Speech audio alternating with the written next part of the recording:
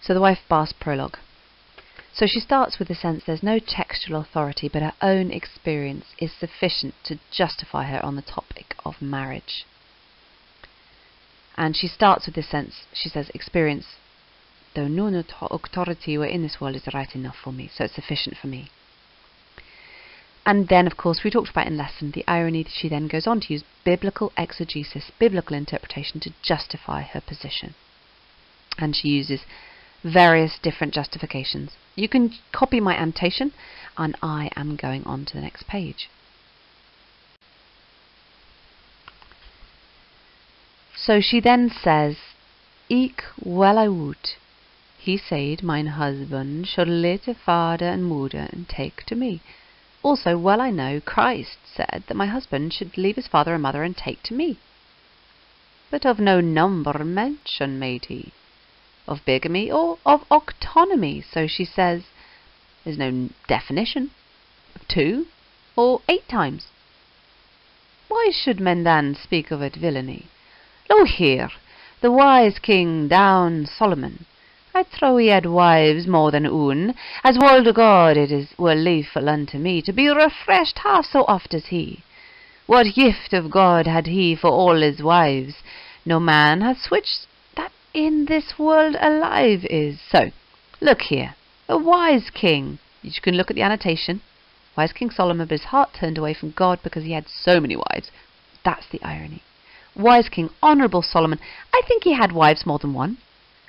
And as would God, it were allowed for me to be refreshed. Of course, this is really important. Sexual euphemism and a cross-reference to line 146. I'd like to be refreshed half so often as he. He had 1,000 wives.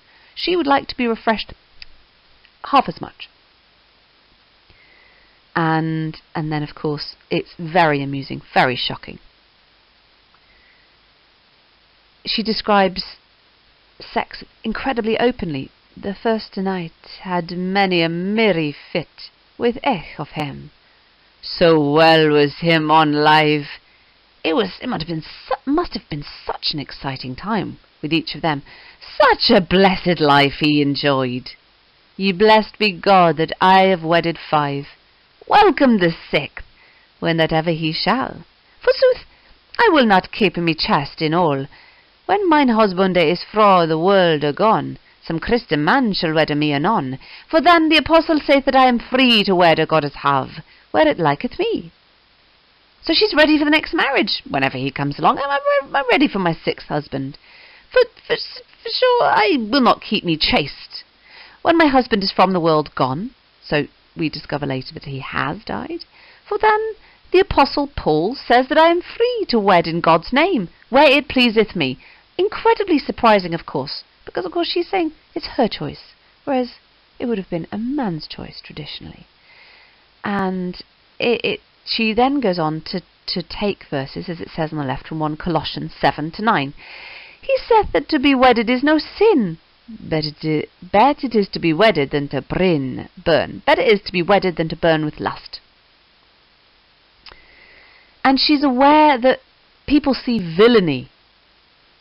But she then uses Lamech from Genesis, Abraham, who's a holy man, Jacob.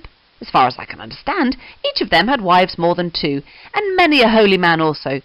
Where can you say, in any time in history, that God hath prohibited marriage, defended mariage, by express word?